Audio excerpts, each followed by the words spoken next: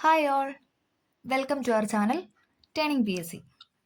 അപ്പോൾ നമ്മൾ ഇന്ന് പഠിക്കാനായിട്ട് പോകുന്നത് ഒരു CRT ചാപ്റ്ററാണ്. 8ാം ക്ലാസ്സിലെ ചാപ്റ്ററാണ് നമ്മൾ പഠിക്കുന്നത്. പാഠത്തിൻ്റെ പേരാണ് കോശജാലങ്ങൾ. ഓക്കെ, നമുക്ക് പതുക്കെ സ്റ്റാർട്ട് ചെയ്യാം.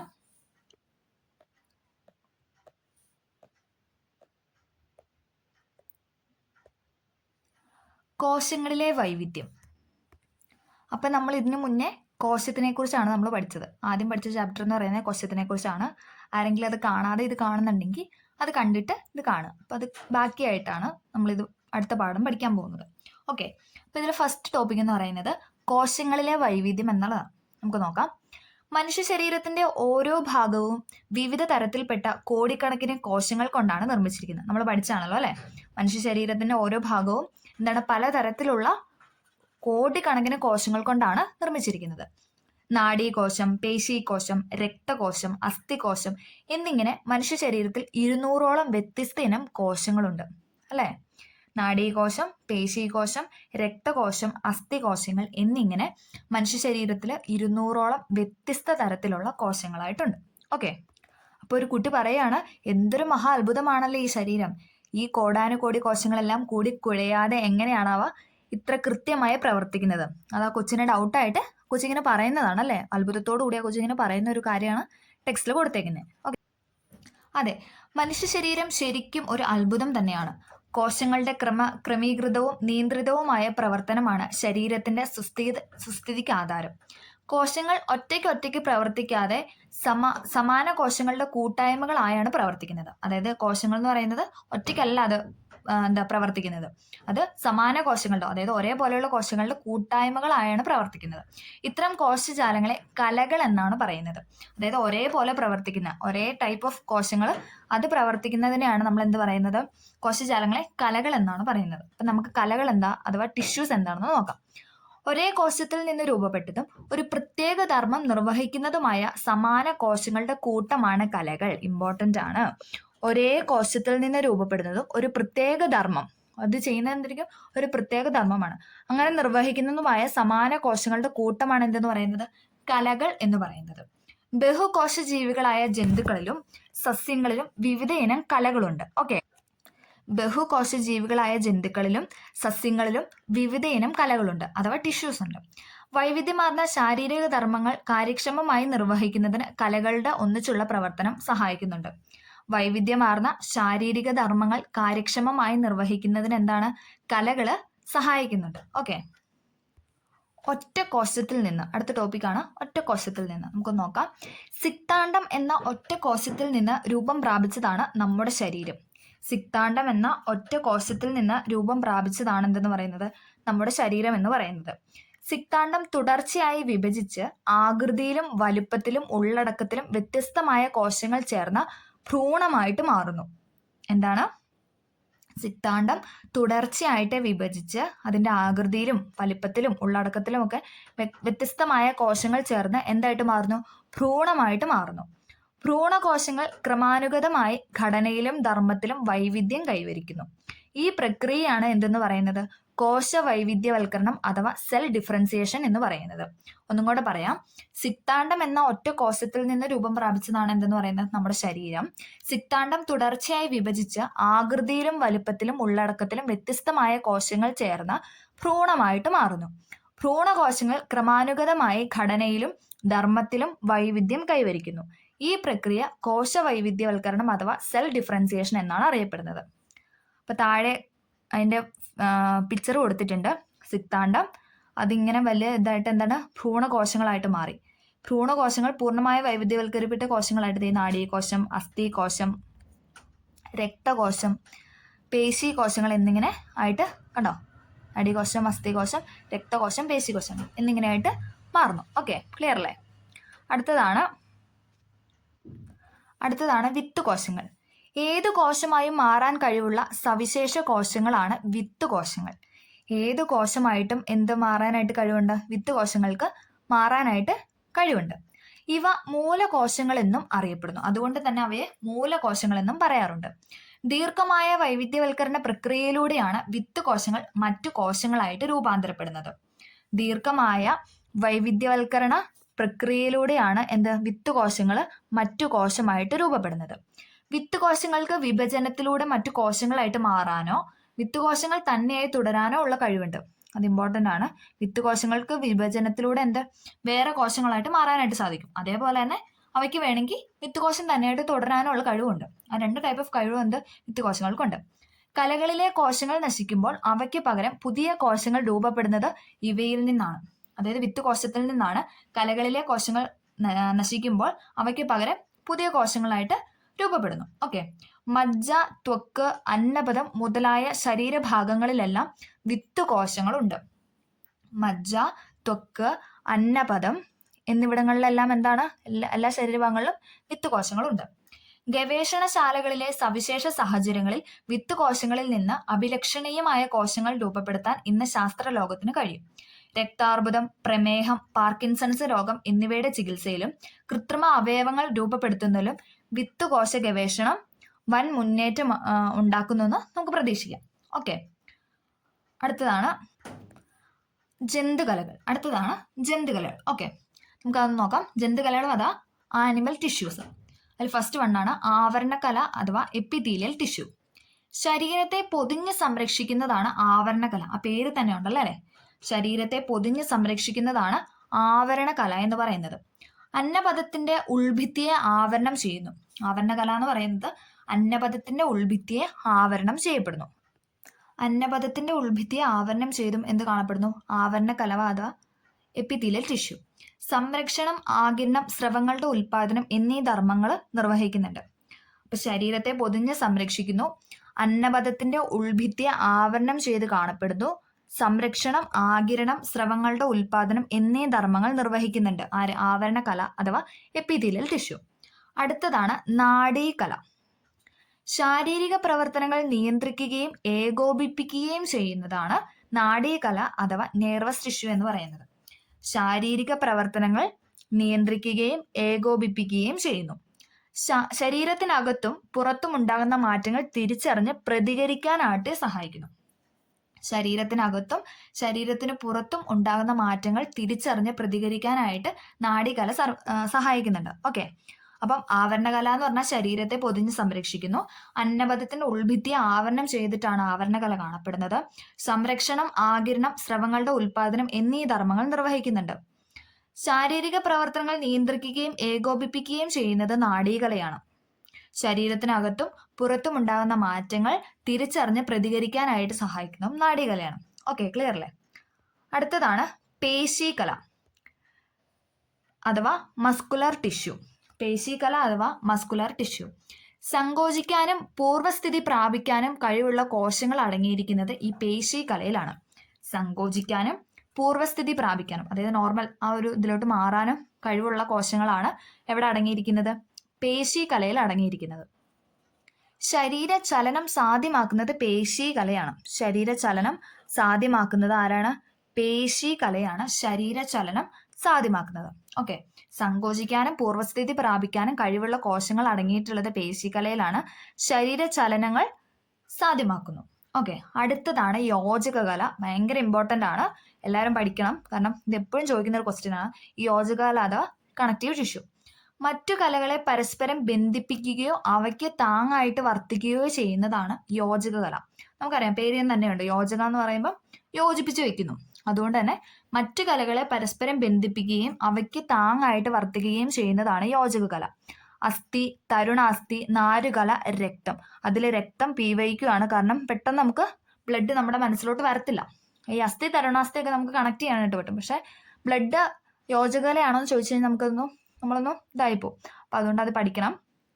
അസ്ഥി, തരുണാസ്ഥി, നാരുകല, ബ്ലഡ് അഥവാ രക്തം തുടങ്ങിയവ വിവിധ യോജകകലകളാണ്. അസ്ഥിയും തരുണാസ്ഥിയും ശരീരത്തിന് താങ്ങും സംരക്ഷണവും ആകൃതിയും നൽകുന്നു. അപ്പൊ അസ്ഥിയും തരുണാസ്ഥിയും എന്താണ്? ശരീരത്തിന് താങ്ങും സംരക്ഷണവും ആകൃതിയും നൽകുന്നു. നാരുകല അഥവാ ഫൈബ്രസ് ടിഷ്യൂ ഇതര കലകളെ ബന്ധിപ്പിക്കുന്നു. നാരുകല അഥവാ ഫൈബ്രസ് ടിഷ്യൂ എന്താണ്? ഇതര കലകളെയാണ് ബന്ധിപ്പിക്കുന്നത്. ഓക്കെ.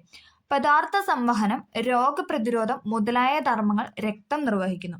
പദാർത്ഥ സംവഹനം, രോഗപ്രതിരോധം മുതലായ ധർമ്മങ്ങൾ എന്താണ്? രക്തം നിർവഹിക്കുന്നു. അപ്പൊ ഒന്നും കൂടെ പറയാം. യോജക കല അഥവാ കണക്റ്റീവ് ടിഷ്യൂ. മറ്റു കലകളെ പരസ്പരം ബന്ധിപ്പിക്കുകയോ അവയ്ക്ക് താങ്ങായിട്ട് വർത്തിക്കുകയോ ചെയ്യുന്നതാണ് യോജക കല എന്ന് പറയുന്നത്. അസ്ഥി, തരുണാസ്ഥി, നാരുകല, രക്തം തുടങ്ങിയവ വിവിധ യോജക കലകളാണ്. അസ്ഥിയും തരുണാസ്ഥിയും ശരീരത്തിന് താങ്ങും സംരക്ഷണവും ആകൃതിയും നൽകുന്നു. നാരുകല അഥവാ ഫൈബ്രസ് ടിഷ്യൂ ഇതര കലകളെ ബന്ധിപ്പിക്കുന്നു. പദാർത്ഥ സംവഹനം, രോഗപ്രതിരോധം മുതലായ ധർമ്മങ്ങൾ രക്തം നിർവഹിക്കുന്നു. ഓക്കെ, ഇനി നമുക്ക് യോജക കലകൾ എന്താണെന്ന് നോക്കാം. പേര് സൂചിപ്പിക്കുന്നത് പോലെ പ്രധാനമായും മറ്റ് കലകളെ പരസ്പരം യോജിപ്പിക്കുന്ന ധർമ്മമാണ് യോജക കലകൾ നിർവഹിക്കുന്നത്. പേശികളെ അസ്ഥിയുമായി ബന്ധിപ്പിക്കുന്ന ടെൻഡനുകൾ ഇമ്പോർട്ടന്റ് ആണ്, PYQ. പേശികളെ അസ്ഥിയുമായി ബന്ധിപ്പിക്കുന്ന ആരാണ്? ടെൻഡനുകളാണ്. പേശികളെ അസ്ഥിയുമായി ബന്ധിപ്പിക്കുന്ന ടെൻഡനുകൾ. ഇനി അസ്ഥിയും അതായത് അസ്ഥികളെ പരസ്പരം ബന്ധിപ്പിക്കുന്ന എന്താണ്? സ്നായുക്കളാണ്. അതും ഇമ്പോർട്ടന്റ് ആണ്, PYQ. അസ്ഥികളെ അസ്ഥിയുമായി ബന്ധിപ്പിക്കുന്ന സ്നായുക്കള്, പേശികളെ അസ്ഥിയുമായി ബന്ധിപ്പിക്കുന്ന ടെൻഡനും. മറക്കരുത്, ഒന്നും കൂടെ പറയാം. പേശികളെ അസ്ഥിയുമായി ബന്ധിപ്പിക്കുന്ന ടെൻഡന്, അസ്ഥികളെ അസ്ഥിയുമായിട്ട് ബന്ധിപ്പിക്കുന്ന ആരാണ്? സ്നായുക്കളാണ്. കണ്ണുകളെയും വൃക്കകളെയും എല്ലാം സ്ഥാനത്ത് ഉറപ്പിച്ച് നിർത്തുന്ന നാരുകല എന്നിവയെല്ലാം ഈ ധർമ്മമാണ് നിർവഹിക്കുന്നത്. അതും ഇമ്പോർട്ടന്റ് ആണ്. അതായത് നമ്മുടെ കണ്ണുകളെയും വൃക്കകളെയും ഒക്കെ ആ സ്ഥാനത്ത്, അതാത് സ്ഥാനത്ത് ഉറപ്പിച്ച് നിർത്തുന്നത് നാരുകലയാണ്. അതെല്ലാം എന്താണ് നിർവഹിക്കുന്നത്? ഈ യോജകലകളുടെ ധർമ്മം തന്നെയാണ് നിർവഹിക്കുന്നത്. ഓക്കെ, ഒന്നും കൂടെ പറയാം.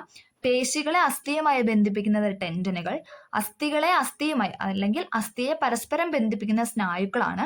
കണ്ണുകളെയും വൃക്കകളെയും എല്ലാം സ്ഥാനത്ത് ഉറപ്പിച്ച് നിർത്തുന്ന നാരുകല എന്നിവയെല്ലാം യോജകലയുടെ ധർമ്മമാണ് നിർവഹിക്കുന്നത്. ഓക്കെ, അടുത്തതാണ് യോജക കലകളായ അസ്ഥികലയും തരുണാസ്ഥി കലയും ചലനത്തിന് സഹായിക്കുന്നതോടൊപ്പം ശരീരത്തിന് ആകൃതിയും താങ്ങും ബലവും നൽകുകയും ആന്തര അവയവങ്ങളെ പൊതിഞ്ഞ് സംരക്ഷിക്കുകയും ചെയ്യുന്നു. ഇമ്പോർട്ടന്റ് ആണ്, ഒന്നും കൂടെ പറയാം. യോജക കലകളായ അസ്ഥികലയും തരുണാസ്ഥികളെയും, അതായത് യോജകകലകളാണ് അസ്ഥികലയും തരുണാസ്ഥികളെയും. അത് ചലനത്തിന് സഹായിക്കുന്നു, അതായത് നമ്മുടെ ചലനത്തിന് അത് സഹായിക്കുന്നു. അതോടൊപ്പം ശരീരത്തിന് ആകൃതിയും താങ്ങും ബലവും നൽകുകയും ആന്തര അവയവങ്ങളെ പൊതിഞ്ഞ് സംരക്ഷിക്കുകയും ചെയ്യുന്നു. ഓക്കെ, ദ്രാവക കലയായ രക്തം, അതായത് രക്തം എന്ന് പറഞ്ഞാൽ നമുക്കറിയാം ഒരു ലിക്വിഡ് ഫോം അല്ലേ. അപ്പൊ ദ്രാവക കലയായ രക്തവും യോജക കലകളിലാണ് പെടുന്നത്. അപ്പൊ നമ്മൾ പറഞ്ഞു രക്തം എന്താണ്? യോജക കലകളിലാണ് പെടുന്നത്. ശ്വസനവാതകങ്ങളുടെയും പോഷകങ്ങളുടെയും സംവഹനം, രോഗപ്രതിരോധം തുടങ്ങിയ വ്യത്യസ്തമായ ധർമ്മങ്ങളാണ് രക്തം നിർവഹിക്കുന്നത്. ഓക്കെ, ദ്രാവക കലയായ രക്തവും യോജക കലകളിലാണ് പെടുന്നത്. ശ്വസനവാതകങ്ങളുടെയും പോഷകങ്ങളുടെയും സംവഹനം, രോഗപ്രതിരോധം തുടങ്ങി വ്യത്യസ്തമായ ധർമ്മങ്ങളാണ് രക്തം നിർവഹിക്കുന്നത്. ശരീരത്തിൽ ഏറ്റവും കൂടുതൽ കാണപ്പെടുന്നതും ഏറ്റവും വൈവിധ്യമാർന്നതുമായ കലകളാണ് യോജക കലകൾ. ഇമ്പോർട്ടന്റ് ആണ്. ശരീരത്തിൽ ഏറ്റവും കൂടുതൽ കാണപ്പെടുന്നതും ഏറ്റവും വൈവിധ്യമാർന്നതുമായ കലയാണ് യോജക കലകൾ. ഓക്കെ, അടുത്തതാണ് മെരിസ്റ്റമിക കലകൾ എന്ന് പറയുന്നത്. സസ്യങ്ങളിൽ കാണ്ഡത്തിന്റെയും വേരിന്റെയും അഗ്രസ്ഥാനങ്ങളിൽ കാണപ്പെടുന്ന പ്രത്യേക കോശങ്ങളാണ് മെരിസ്റ്റമിക കോശങ്ങൾ എന്ന് പറയുന്നത്. സസ്യങ്ങളിൽ കാണ്ഡത്തിന്റെയും വേരിന്റെയും അഗ്രസ്ഥാനങ്ങളിൽ കാണപ്പെടുന്ന പ്രത്യേകം കോശങ്ങളാണ് മെരിസ്റ്റമിക കോശങ്ങൾ എന്ന് പറയുന്നത്. ഇവയ്ക്ക് ത്വരിതഗതിയിലുള്ള വിഭജനം സസ്യവളർച്ചയ്ക്ക് കാരണമാകുന്നു. ഇവയുടെ ത്വരിതഗതിയിലുള്ള വിഭജനം എന്താണ്? സസ്യവളർച്ചയ്ക്ക് കാരണമാകുന്നു. മെരിസ്റ്റമിക കലകളെ കുറിച്ചാണ് നമ്മൾ പറഞ്ഞത്. സസ്യങ്ങളിൽ കാണ്ഡത്തിന്റെയും വേരിന്റെയും അഗ്രസ്ഥാനങ്ങളിൽ കാണപ്പെടുന്ന പ്രത്യേക കോശങ്ങളാണ് മെരിസ്റ്റമിക കോശങ്ങൾ എന്ന് പറയുന്നത്. അവയുടെ ത്വരിതഗതിയിലുള്ള വിഭജനം സസ്യവളർച്ചയ്ക്ക് കാരണമാകുന്നു. ഓക്കെ, ക്ലിയർ അല്ലേ? ഇവിടെ ഒരു ഫിഗർ തന്നിട്ടുണ്ട് മെരിസ്റ്റമിക കോശത്തിന്. നമുക്ക് നോക്കാം. താരതമ്യേന വലിയ മർമ്മമാണ് മെരിസ്റ്റമിക കോശത്തിന്. കട്ടി കുറഞ്ഞ പ്രാഥമിക ഭിത്തി, കൂടുതൽ കോശദ്രവ്യം കാണപ്പെടുന്നു. ഇനി അതിന്റെ തൊട്ടിപ്പുറത്ത് തന്നെ പൂർണ്ണ വളർച്ച എത്തിയ ഒരു കോശം തന്നിട്ടുണ്ട്. അപ്പൊ എന്താ? കട്ടി കുറഞ്ഞ പ്രാഥമിക ഭിത്തിയായിരുന്നു എവിടെ ഉണ്ടായിരുന്നത്? മെരിസ്റ്റമിക കോശത്തില്. പക്ഷെ പൂർണ്ണ വളർച്ച എത്തിയ കോശം എത്തിയപ്പോ നോക്കിക്കേ, കട്ടി കൂടിയ ദ്വിതീയ ഭിത്തിയായി മാറി. ഇനി അതേപോലെ തന്നെ പ്രാഥമിക ഭിത്തി, ഇതുണ്ടോ? പ്രാഥമിക ഭിത്തിയും ഇവിടെ കാണപ്പെടുന്നു. ഓക്കെ, ക്ലിയർ അല്ലേ? അടുത്ത പോയിന്റ് ആണ്, മെരിസ്റ്റമിക കലകളിൽ നിന്നാണ് വിവിധ ഇനം സസ്യകലകൾ രൂപപ്പെടുന്നത്. ഒന്നുകൂടെ പറയാം. മെരിസ്റ്റമിക കലകളിൽ നിന്നാണ് വിവിധ തരത്തിലുള്ള സസ്യകലകൾ രൂപപ്പെടുന്നത്. പാരൻ കൈമ, കോളൻ കൈമ, സ്ക്ലീറൻ കൈമ, സൈലം, ഫ്ലോയം എന്നിവയാണ് വിവിധ ഇനം സസ്യകലകൾ എന്ന് പറയുന്നത്. നോക്കിക്കേ, പാരൻ കൈമ, കോളൻ കൈമ, സ്ക്ലീറൻ കൈമ, സൈലം, ഫ്ലോയം എന്നിവയാണ് വിവിധ ഇനം സസ്യകലകൾ. ഓക്കെ, അപ്പൊ നമുക്കൊന്ന് നോക്കാം സസ്യകലകൾ അഥവാ പ്ലാന്റ് ടിഷ്യൂസ്. ഫസ്റ്റ് നമ്മൾ പറഞ്ഞ പാരൻകൈമ. ഓക്കെ, ഏറ്റവും ലഘുഘടനയുള്ള കോശങ്ങൾ ചേർന്നതാണ് പാരൻകൈമ എന്ന് പറയുന്നത്. ഏറ്റവും ലഘുഘടനയുള്ള കോശങ്ങളാണ് എന്തെന്ന് പറയുന്നത്? പാരൻകൈമ. മൃദുവായ സസ്യഭാഗങ്ങളിലാണ് കാണപ്പെടുന്നത്. പാരൻകൈമ കാണപ്പെടുന്നത് മൃദുവായ സസ്യഭാഗങ്ങളിലാണ്. ഏറ്റവും ലഘുഘടനയുള്ള കോശങ്ങൾ ചേരുന്നതാണ് പാരൻകൈമ എന്ന് പറയുന്നത്. മൃദുവായ സസ്യഭാഗങ്ങളിലാണ് കാണപ്പെടുന്നത്. പ്രകാശ സംശ്ലേഷണവും ആഹാര സംഭരണത്തിനും സഹായിക്കുന്നു. പ്രകാശ സംശ്ലേഷണത്തിനും ആഹാരം സംഭരിച്ചു വെക്കാനായിട്ട് ആര് സഹായിക്കുന്നു? പാരൻകൈമ സഹായിക്കുന്നു. ഓക്കെ, അടുത്തതാണ് കോളൻകൈമ.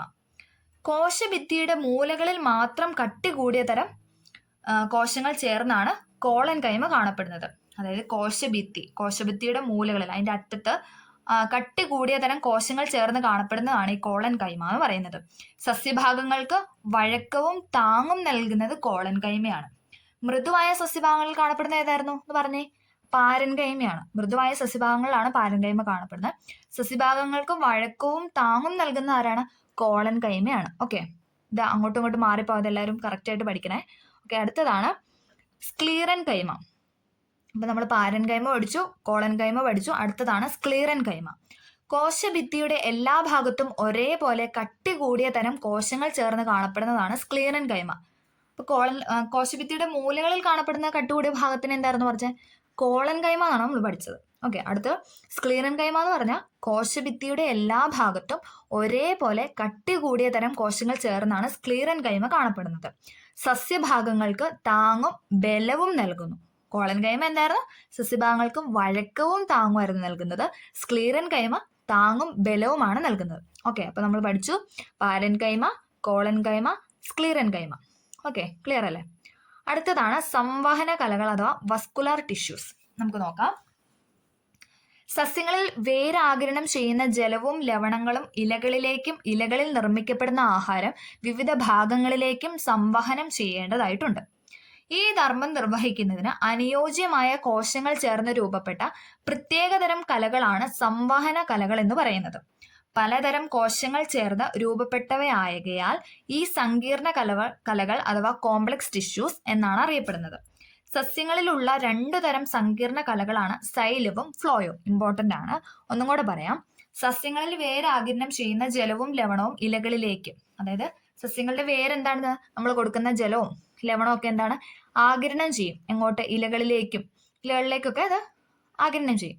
ഇലകളിൽ നിർമ്മിക്കപ്പെടുന്ന ആഹാരം, അപ്പം ഇവരുടെ ഇവരുടെ ആഹാരം എവിടെയാണ് നിർമ്മിക്കപ്പെടുന്നത്? സസ്യങ്ങളിലെ ഇലകളിലാണ്. അത് ആ ആഹാരം വിവിധ ഭാഗങ്ങളിലേക്ക് കൊണ്ടുപോകേണ്ടതായിട്ടുണ്ട്. അങ്ങനെ സംവഹനം ചെയ്യേണ്ടതുണ്ട്. ഈ ധർമ്മം നിർവഹിക്കുന്നതിന് അനുയോജ്യമായ കോശങ്ങൾ ചേർന്ന് രൂപപ്പെട്ട പ്രത്യേകതരം കലകളാണ് സംവഹന കലകൾ അഥവാ വസ്കുലാർ ടിഷ്യൂസ്. പലതരം കോശങ്ങൾ ചേർന്ന് ആണ് ഈ വസ്കുലാർ ടിഷ്യൂസ് രൂപപ്പെട്ടിരിക്കുക. അവയെ അതുകൊണ്ട് തന്നെ നമ്മൾ എന്താണ്? കോംപ്ലക്സ് ടിഷ്യൂ, അതായത് പലതരം കോശങ്ങൾ ചേർന്നിട്ടല്ല ഉണ്ടാക്കുന്നത്. ഒരേ ടൈപ്പ് ഓഫ് കോശമല്ല, പലതരം കോശങ്ങളാണ്. അതുകൊണ്ടാണ് കോംപ്ലക്സ് എന്ന് പറയുന്നത്. കോംപ്ലക്സ് ടിഷ്യൂസ് അഥവാ സങ്കീർണ കലകൾ എന്ന് പറയുന്നു.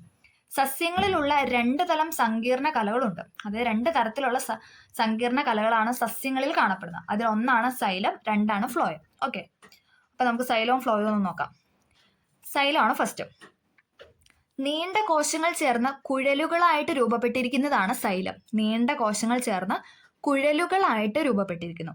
വേര് ആഗിരണം ചെയ്യുന്ന ജലവും ലവണവും ഇലകളിൽ എത്തിക്കുന്ന സൈലാണ്. നമ്മൾ പറഞ്ഞു ഇതെല്ലാം ഓരോ കോശങ്ങളാണ് ചെയ്യുന്നതെന്ന് പറഞ്ഞു.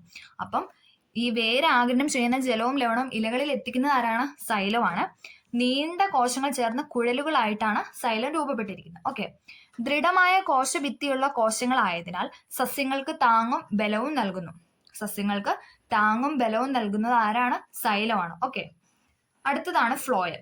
കുഴലുകളായി രൂപപ്പെട്ട പരസ്പര ബന്ധിത കോശങ്ങൾ ചേർന്നാണ് ഫ്ലോയം രൂപപ്പെട്ടിട്ടുള്ളത്. അപ്പം നീണ്ട കോശങ്ങൾ ചേർന്ന കുഴലുകളായിട്ടാണ് സൈലം രൂപപ്പെട്ടത്.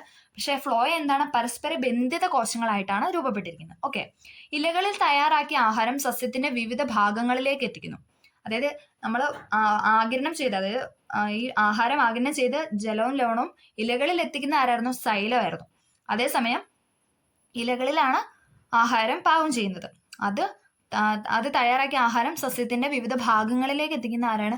ഫ്ലോയമാണ്. ഓക്കെ, അടുത്തത് ഇവിടെ 2 പിക്ചറൊക്കെ തന്നിട്ടുണ്ട്, നമുക്ക് നോക്കാം. വിവിധ അവയവ വ്യവസ്ഥകൾ ചേർന്നതാണ് ഒരു ജീവി. അതായത് വിവിധ തരത്തിലുള്ള അവയവ വ്യവസ്ഥകൾ ചേരുന്നതാണ് ഒരു ജീവി എന്ന് പറയുന്നത്. അവയവ വ്യവസ്ഥകൾ പരസ്പര ബന്ധിതമായി പ്രവർത്തിക്കുമ്പോഴാണ് ഏതൊരു ജീവിക്കും സ്വതന്ത്രമായി നിലനിൽക്കാൻ കഴിയുന്നത്. അവയവ വ്യവസ്ഥകൾ സങ്കീർണമാകുമ്പോൾ ശരീരഘടനയും സങ്കീർണമാകുന്നു. മനുഷ്യരുൾപ്പെടെ ഉയർന്ന തലത്തിലുള്ള ജന്തുക്കളുടെ ശരീരഘടന വിവിധ അവയവ വ്യവസ്ഥകൾ ചേർന്ന് രൂപപ്പെട്ടതാകയാൽ ഏറെ സങ്കീർണമാണ്. കോശങ്ങളാണ് ജീവന്റെ അടിസ്ഥാന ഘടകം. കോശങ്ങളാണ് ജീവന്റെ അടിസ്ഥാന ഘടകം. കോശഭാഗങ്ങളെല്ലാം നിർമ്മിക്കപ്പെട്ടിരിക്കുന്നത് വിവിധ പദാർത്ഥങ്ങൾ കൊണ്ടാണ്. എല്ലാ പദാർത്ഥങ്ങളും അടിസ്ഥാനപരമായി ആറ്റങ്ങളാൽ നിർമ്മിതമാണെന്നും നമ്മൾ പഠിച്ചിട്ടുണ്ട് അല്ലെ. എല്ലാ പദാർത്ഥങ്ങളും അടിസ്ഥാനപരമായി ആറ്റങ്ങളാൽ നിർമ്മിതമാണ്. ആറ്റം മുതൽ ജീവി സമുദായം വരെയുള്ള ഘടനാ തലങ്ങൾ ചിത്രീകരിച്ചിരിക്കുന്ന നിരീക്ഷിച്ച് കുറിപ്പ് തയ്യാറാക്കുക. അത് കുട്ടികൾക്ക് കൊടുത്തിട്ടുള്ള ഒരു ഇതാണ്. നമുക്ക് നോക്കാം.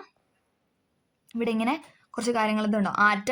ആറ്റങ്ങൾ ചേർന്ന തന്മാത്ര ചേർന്ന കോശാംഗം, കോശം, പിന്നെ കലകൾ ചേർന്ന അവയവം, പിന്നെ അവയവ വ്യവസ്ഥ, പിന്നെ ജീവിയായിട്ട് മാറി ജീവി കണം, ജീവി സമുദായം. ഓക്കെ, പലതരത്തിലുള്ള ജീവികൾ, ആന, പശു, അങ്ങനെ പല തരത്തിലുള്ള ഇത് കാണിച്ചിട്ട് നമുക്ക് ഇങ്ങനെ ഒരു ഇത് തന്നേക്കുക. ഓക്കെ, തുടർച്ചയായ വിഭജനത്തിന്റെയും വൈവിധ്യവൽക്കരണത്തിന്റെയും ഫലമായിട്ടാണ് കോശങ്ങളിൽ നിന്നും സങ്കീർണ ഘടനയുള്ള ജീവശരീരം രൂപപ്പെടുന്നത്. തുടർച്ചയായ വിഭജനത്തിന്റെയും വൈവിധ്യവൽക്കരണത്തിന്റെയും ഫലമായിട്ടാണ് കോശങ്ങളിൽ നിന്നും ജീവശരീരം രൂപപ്പെടുന്നത്. ഉയർന്ന ഘടനാതലത്തിലുള്ള ജീവികളിൽ വൈവിധ്യമാർന്ന കലകൾ അനുപൂരകമായി ചേർന്ന് സങ്കീർണമായ നിരവധി ജീവൽ പ്രവർത്തനങ്ങൾ നിർവഹിക്കുന്നു. കലകളുടെ വൈവിധ്യമേറുന്തോറും ജീവികളുടെ പ്രവർത്തനക്ഷമതയും വർദ്ധിക്കുന്നു. അങ്ങനെ ഇതോടുകൂടി ഈ ചാപ്റ്റർ തീർന്നിട്ടുണ്ട്. അപ്പോൾ നമുക്ക് ജസ്റ്റ് ഒന്ന് ഓടിച്ചിട്ട് എല്ലാം ഒന്ന് നോക്കാം. ഇതിലൊരു പോയിന്റ് ആയിരുന്നു വിത്ത് കോശം. വിത്ത് കോശങ്ങൾ അഥവാ സ്റ്റെം സെൽസ് എന്ന് പറഞ്ഞാൽ എന്തായിരുന്നു? ഏത് കോശമായും മാറാൻ കഴിവുള്ള സവിശേഷ കോശങ്ങളാണ് വിത്ത് കോശങ്ങൾ എന്ന് പറയുന്നത്. വിത്ത് കോശങ്ങൾ അറിയപ്പെടുന്ന മറ്റൊരു പേരാണ് മൂലകോശങ്ങൾ. ഓക്കെ, അടുത്ത കലകൾ അഥവാ ടിഷ്യൂസ് എന്ന് പറഞ്ഞാൽ എന്തായിരുന്നു? ഒരേ കോശത്തിൽ നിന്ന് രൂപപ്പെട്ടതും ഒരു പ്രത്യേക ധർമ്മം നിർവഹിക്കുന്നതുമായ സമാന കോശങ്ങളുടെ കൂട്ടമാണ് എന്തെന്ന് പറയുന്നത്? ടിഷ്യൂസ് എന്ന് പറയുന്നത്. ഒരേ കോശത്തിൽ നിന്ന് രൂപപ്പെടുന്നതും ഒരു പ്രത്യേക ധർമ്മം നിർവഹിക്കുന്നതുമായ സമാന കോശങ്ങളുടെ കൂട്ടമാണ് എന്തെന്ന് പറയുന്നത്? കലകൾ അഥവാ ടിഷ്യൂസ് എന്ന് പറയുന്നത്. ഓക്കെ, പിന്നെ നമ്മൾ പഠിച്ചത് ജന്തുകലകളെ കുറിച്ചായിരുന്നു. ജന്തുകലകൾക്ക് എന്തായിരുന്നു?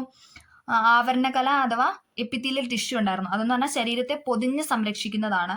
പിന്നെ പഠിച്ച നാഡീകല എന്ന് പറഞ്ഞു കഴിഞ്ഞാൽ ശാരീരിക പ്രവർത്തനങ്ങൾ നിയന്ത്രിക്കുകയും ഏകോപിപ്പിക്കുകയും ചെയ്യുന്നു. പിന്നെ പറഞ്ഞത് മസ്കുലർ ടിഷ്യൂ അഥവാ പേശികലയായിരുന്നു. ശരീര ചലനം സാധ്യമാക്കുന്നു.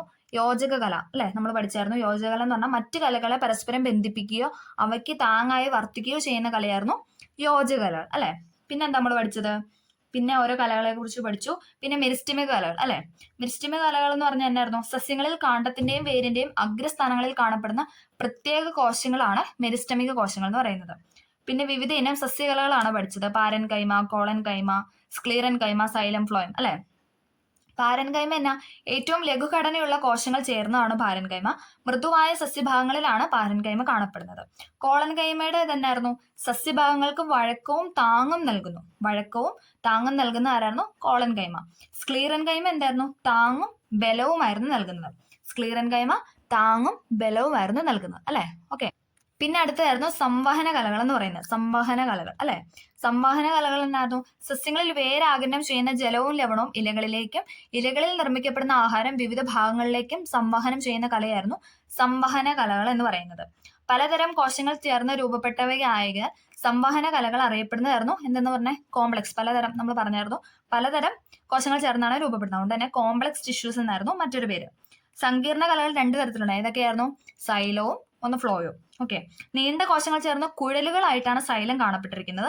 കുഴലുകളായി രൂപപ്പെട്ട പരസ്പര ബന്ധിത കോശമാണ് ഫ്ലോയം എന്ന് പറയുന്നത്. ജീവന്റെ അടിസ്ഥാന ഘടകമാണ് കോശം എന്ന് പറയുന്നത്. അപ്പൊ നമ്മൾ ഇത്രയും കാര്യങ്ങളാണ് ഈ പാഠത്തിനകത്ത് പഠിച്ചത്. എല്ലാവർക്കും ഉപകാരപ്പെട്ടു എന്ന് പ്രതീക്ഷിക്കുന്നു. എല്ലാവർക്കും ഇഷ്ടമായെങ്കിൽ ലൈക്ക് ചെയ്ത് സപ്പോർട്ട് ചെയ്യണം. Okay, thank